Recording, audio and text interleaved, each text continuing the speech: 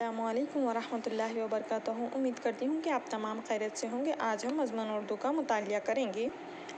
जैसा कि आप सब जानते ही होंगे कि हमने पिछली जमात में सबक खरगोश और कछुए से मुताल्लिक़ पहली और दूसरी इबारत का मुतालिया किए। हम तीसरी इबारत रह गई थी। आज इस कमर जमात में तीसरी इबारत का मुतालिया करने की कोशिश करेंगे।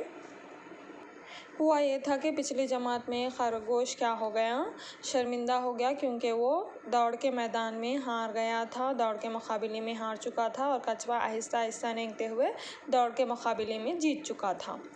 सब जानवर कछुए की इस जीत पर खुश हुए।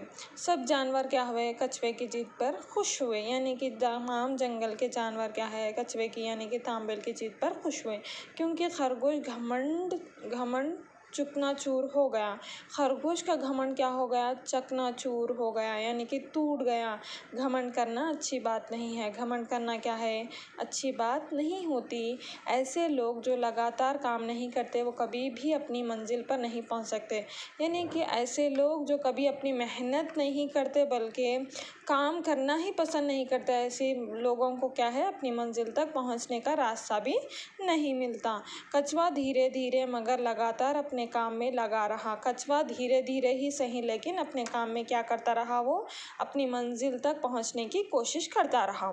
इसीलिए वो इस मुकाबले में जीत गया। इसीलिए क्या हुआ, कछुआ यानी कि तांबेल इस मुकाबले में जीत गया और खरगोश ने घमंड से काम लिया। और खरगोश को क्या था, घमंड था, इसीलिए वो हार गया।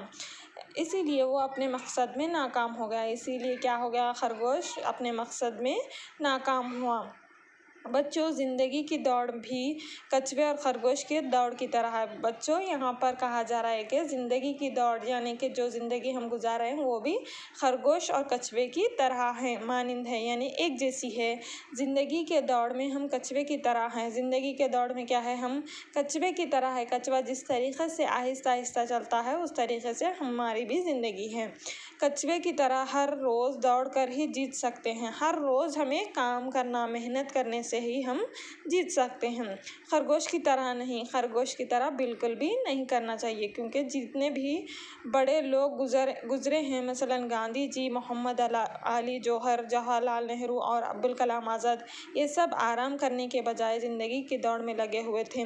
खरगोश की तरह नहीं, बल्कि जिस तरीक़े से कछुआ यानी कि तांबेल ज़िंदगी गुजारता है, मेहनत करके, काम करके, उसी तरीक़े से चंद मसलन जैसे कि गांधी जी, महात्मा गांधी, जवाहरलाल नेहरू और अब्दुल कलाम आज़ाद जैसे लोग भी ज़िंदगी में हमेशा मेहनत से, शफ़क़त से काम किया करते थे।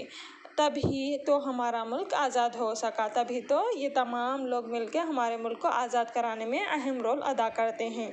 तो तभी तो जाकर हमें आज़ादी हासिल हुई, हमारे हिंदुस्तान को आज़ादी मिली और हमें आज़ादी मिली।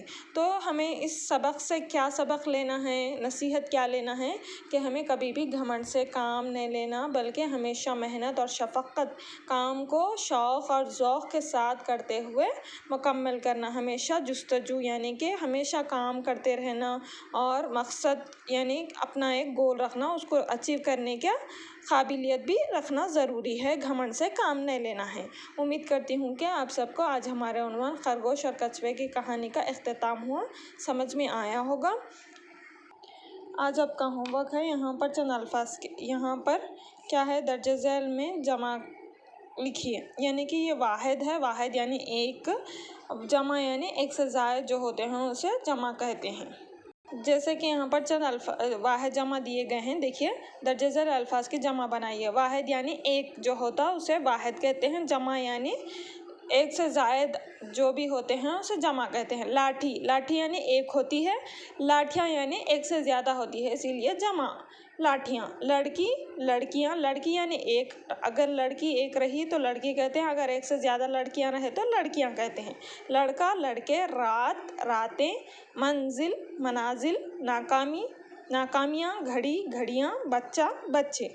इन अल्फाज की जमा को बग़ैर किसी गलती के एक मरतबा लिख कर सेंड कीजिए। जज़ाकल्लाह खैर।